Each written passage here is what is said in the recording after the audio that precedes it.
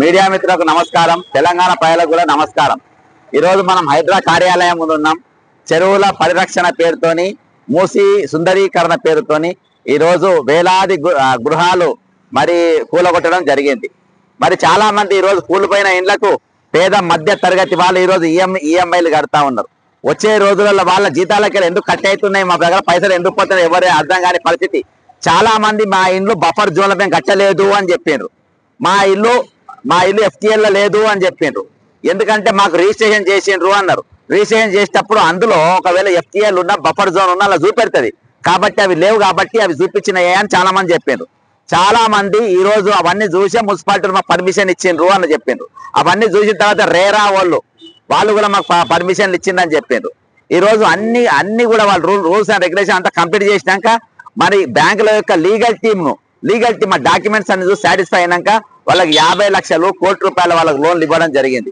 ఈ రోజు ఆ లోన్లు తీసుకున్న వాటికి కూలిపోయిన ఇళ్ళకి ఈ రోజు కడతారు. సేమ్ ఇవే డైలాగులు ఈ రోజు నా ఇల్లు బఫర్ జోన్ లో లేదు, నా ఇల్లు FTL లేదు, నా ఇల్లు బఫర్ జోన్కి వెళ్ళి కిలోమీటర్ దూరంలో ఉన్నది, నా ఇల్లు చెరువుకి వెళ్ళి కిలోమీటర్ల దూరంలో ఉన్నది అని చెప్పేసి ఈ రోజు మరి రంగనాథ్ గారు కూడా మరి అదే స్టేట్మెంట్ ఈ రోజు ఆయన ఇస్తా ఉన్నాడు. ఏమని ఇస్తుంటే నా ఇల్లు బఫర్ జోన్ లో లేదు, నా ఇల్లు బఫర్ జోన్ లో లేదు, నా ఇల్లు కిలోమీటర్ ఉంది, నా ఇల్లు 40 సంవత్సరాల క్రితం మా నాయన కట్టిండు, అక్కడ మైసమ్మ చెరువు ఉండే అని చెప్తుండు. నేను ఒకటే చెప్తున్నా, ఈ రోజు నువ్వు అక్కడ గట్టు మైసమ్మ చెరువు ఉందని టెంపుల్ ఉందని చెప్పినా కదా, మరి చెరువు ఉంది అని చెప్పి నువ్వు ముందే ఎందుకు ఒప్పుకోలేదు?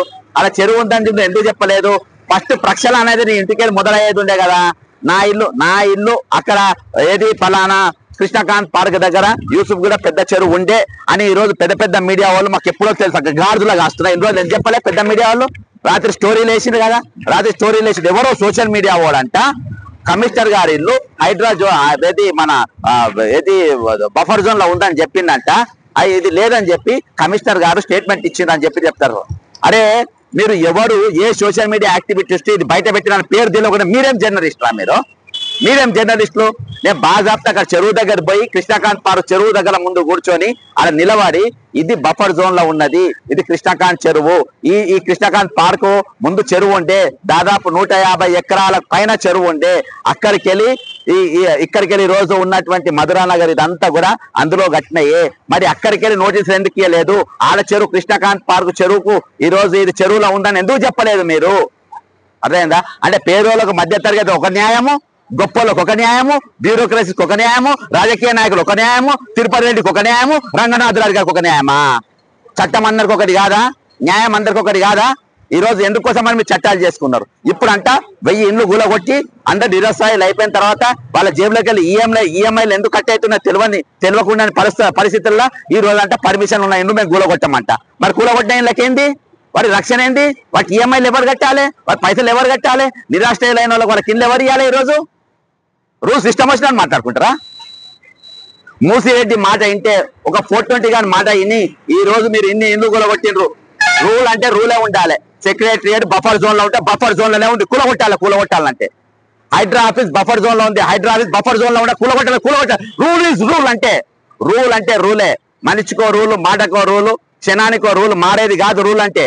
అందుకనే ఇది అసెంబ్లీలో చర్చ జరిగేది ఉండే, రిజిస్ట్రేషన్ చర్చ జరిగేది ఉండే. చర్చ జరిగిన తర్వాత బిల్లు కోసము మరి గవర్నర్ దగ్గర పోయేది ఉంటే అప్పుడు గవర్నర్ సంతకం పెడితే అప్పుడు నడుస్తుంది. నువ్వు అసెంబ్లీలో చర్చ జరగకుండా గవర్నర్ దీనిపైన ఆమోద ముద్ర ఎట్లేస్తుంది? కమిటీకి హైడ్రా పవర్స్ కి ఆమోద ముద్ర ఎట్లేస్తుంది? ఇది చట్ట విరుద్ధం. ఇది చట్ట విరుద్ధం. గవర్నర్ ఏదైతే ఆర్డర్స్ ఇచ్చిండో ఆర్డర్స్ పనికి రావవి, అవి చెల్లయి అని ప్రతిపక్ష పార్టీలు ఎందుకు మాట్లాడలేదు? ఎందుకు నోరు తెరవలేదు? ఈరోజు ఒకటే చెప్తున్నా, చట్టం అనేది అందరికి ఒక తిరిగి పలవతారు. ఈరోజు కమిషనర్ గారు అన్నారు నా ఇల్లు బఫర్ ఏది చెరువుకి వెళ్ళి కిలోమీటర్ దూరంలో ఉందని అన్నారు. నేను అలుగు పరుగానే ఉంటది కదా, అలుగు పరుగు మరి మధ్యలో నీ ఇంటి కాడనే మధ్యలో మధురా నగర్ మధ్యలో పెద్ద నాలా ఉన్నది. ఆ నాలాకి వెళ్ళి అలుగు పరుగు ఎంత కిలోమీటర్లు ఉన్నా చెప్పవా? మరి అసలు చెరువు ఎన్ని కిలోమీటర్లు చెప్పు నువ్వు. ఫస్ట్ చెరువు అనేది మూసేసిండ్రు. ఫస్ట్ కృష్ణకాంత్ చెరువు అనేది కూలగొట్టాలి, దాన్ని డెమాలిష్ చేయాలి. ఆ చెరువు ఎంత విస్తీర్ణం ఉన్నదో ఫస్ట్ అది బయటపెట్టు. దాన్ని FTL ఎంత ఉందో బయటపెట్టు. అది మీ ఇంటి దాకుండే, మీ ఇల్లు కాదు.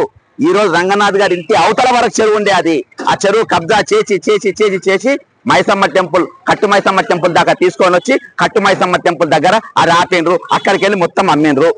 సరే నువ్వు అంటున్నావు కదా ఆ టెంపుల్కి వెళ్ళి కిలోమీటర్, మరి కిలోమీటర్ దూరం లేని ఇండ్ల గురించి నోటీసులు ఇచ్చిండ్రా మీరు? నోటీసులు ఇచ్చిండ్రా మీరు? యూసుఫ్ కూడా చెరువు పక్కన ఉన్నది కిలోమీటర్ లోపల నోటీసులు ఇచ్చిండ్రా ఈ రోజు? ఇయ్యలే. ఎందుకంటే అది తిరుపతి రెడ్డి ఇల్లు కాదు కదా, తిరుపతి రెడ్డి సంబంధమైన ఇల్లు కదా, ఇది మా ఇల్లు కదా, మేమెందుకు కూడా కొడతాం, మేమెందుకు నోటీసులు ఇస్తాం? ఈ రోజు ఇది హెచ్ఎండి అలా ఈ లిస్ట్ లో ఎందుకు లేదు? హెచ్ఎండి చెరువులల్లా యూసుఫ్ కూడా చెరువు లిస్ట్ ఎందుకు లేదు? ఈ యూసుఫ్ కూడా చెరువు లిస్ట్ ఇక్కడ, ఇది యూసుఫ్ కూడా చెరువు, ఇది యూసుఫ్ కూడా చెరువు. ఈ చెరువు హెచ్ఎండిఏ లిస్ట్ లో ఎందుకు లేదు? ఎందుకు లేదు? ఇక్కడ కృష్ణకాంత్ పార్క్ దీనికి నోటీస్ ఎందుకు ఇవ్వలేదు? దీన్ని ఎందుకు పలగొట్టరు?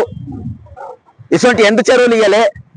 ఇక్కడ ఉన్న ఇల్లు, ఈ ఇల్లు ఇక్కడ ఉన్నది రంగనాథ్ గారి ఇల్లు ఇక్కడ ఉన్నది, ఓకేనా? ఈడున్నది. మరి ఇక్కడ ఉన్న ఇళ్ళ సంగతి ఏంది? ఈడున్నది ఇళ్ళ సంగతి ఏంది? ఇక్కడ వరకు ఉండే చెరువు, ఇక్కడ వరకు ఉండే, అదే మీరు పూసి ఇక్కడ పోయి ఇక్కడ గట్టి మైసమ్మ టెంపుల్ కట్టిండ్రు, ఇక్కడ రోడ్డు కట్టిండ్రు, ఇక్కడ పార్క్ ఉన్నది. ఆడ ఇప్పుడు చెప్తున్నా తెలంగాణ ప్రజల, కృష్ణకాంత్ పార్కు అక్రమమే, పక్కన ఉన్న రోడ్డు అక్రమమే, ఆ పక్కన ఉన్న నాలా పక్కన ఉన్న ఇల్లు అక్రమమే, రంగనాథ్ గారి ఇల్లు కూడా అక్రమమే.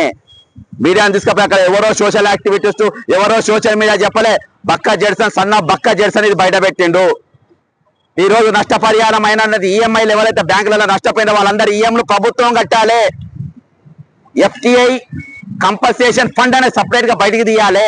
1,50,000 కోట్ల రూపాయలతో మూసి సుందరీకరణ పేరుతో రేవంత్ రెడ్డి మూసిరెడ్డి నాకేద్దామని చూస్తుంది కదా, ఆ నాకేసే పైసలల్లా కంపన్సేషన్ ఫండ్ అనేది బయటికి తీయాలి సపరేట్ గా. వీళ్ళందరూ కూడా నష్టపరిహారం ఇవ్వాలి అని నేను డిమాండ్ చేస్తున్నా. అక్కడ కృష్ణకాంత్ పార్క్ డెమాలిష్ చేయాలి, అక్కడనే ఉన్న ఇండ్లను కూలగొట్టాలంటలేను, కూలిపోయిన ఇండ్లకు మాత్రం ఖచ్చితంగా మార్కెట్ రేట్ ప్రకారం ఒక జ్యుడిషియల్ కమిటీ వేయాలి. ఆ జ్యుడిషియల్ కమిటీ వేసి వాల్యుయేషన్ వేయాలి, ఆ వాల్యుయేషన్ ప్రకారం వాళ్ళకి కంపెన్సేషన్ ఇవ్వాలని చెప్పేసి నేను డిమాండ్ చేస్తున్నా.